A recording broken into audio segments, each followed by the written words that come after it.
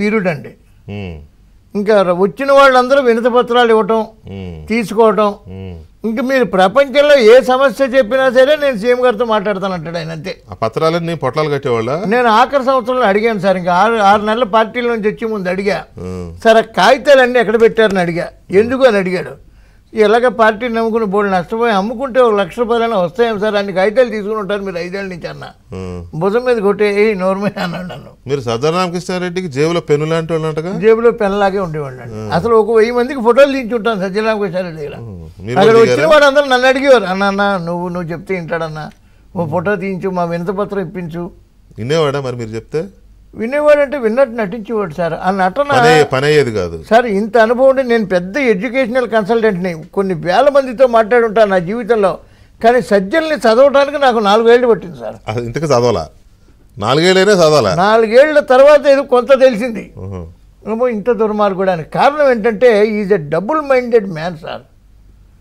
ఆయన నేను కమ్యూనిస్ట్ని, మాది కమ్యూనిస్ట్ ఫ్యామిలీ, మాకు ఇవేమి లేవంటాడు.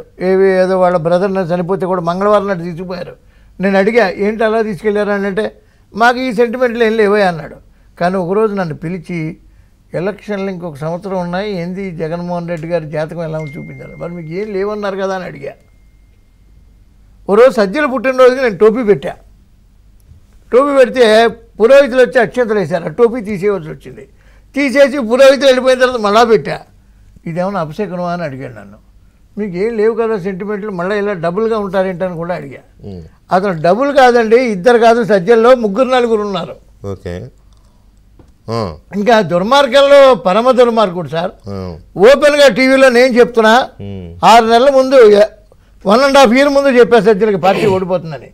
సుబ్బారెడ్డి గారి ఇంట్లో సుబ్బారెడ్డి గారు నేను కూర్చుని పెన్ను పేపర్ పుస్తకం లెక్కేస్తే 65 సీట్లు వచ్చాయి నా క్యాలిక్యులేషన్లో. మీరు చాలా ఇచ్చారు మరి అంటే 1 year దాటి 1 year ముందు ఇచ్చారు. 65 సీట్లు వచ్చాయి. సుబ్బారెడ్డి గారు అన్నారు, ఎట్టగొట్ట 87 క్రాస్ అవుతుందిలే అన్నాడు. కొద్దిగా లాగపోయారా? నేను ఓపెన్ గా చెప్తున్నాను టీవీలో. సుబ్బారెడ్డి గారిని అన్నాను, సార్ మీరు మళ్ళీ కేంద్ర మంత్రి కావాలి సార్ అన్న. అంటే ముందు జగన్మోహన్ రెడ్డి సీఎం కావాలి కదా అన్నాడు. అప్పటికే మొదలైంది. అయితే 8 నెలల ముందు, ఇది 8-9 నెలల ముందు. ఇదంతా కూడా అందరికీ తెలుసు సార్. అయితే సజ్జల రామకృష్ణారెడ్డి గారు జగన్మోహన్ రెడ్డి గారికి ఎలా ఉపయోగపడేవాడు అండి? జగన్మోహన్ రెడ్డి ఇద్దరు ఎవరు డేంజరు? జగన్ డేంజరా, సజ్జల డేంజరా? అసలు ఇక్కడ డేంజర్ అంటే నేను చాలా వరకు సజ్జలే డేంజర్ అండి. చాలా వరకు సజ్జలే డేంజరు.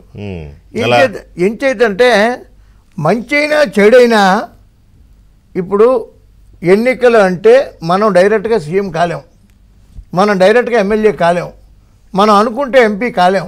ప్రజలు ఓట్లు వేయాలి.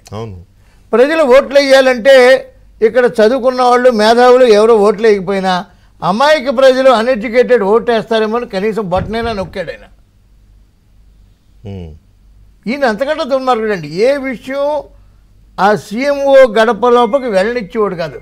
వీడు కాదు, ఇంకో దుర్మార్గుడు ఉన్నాడు అక్కడ, ధనంజయ రెడ్డి అని.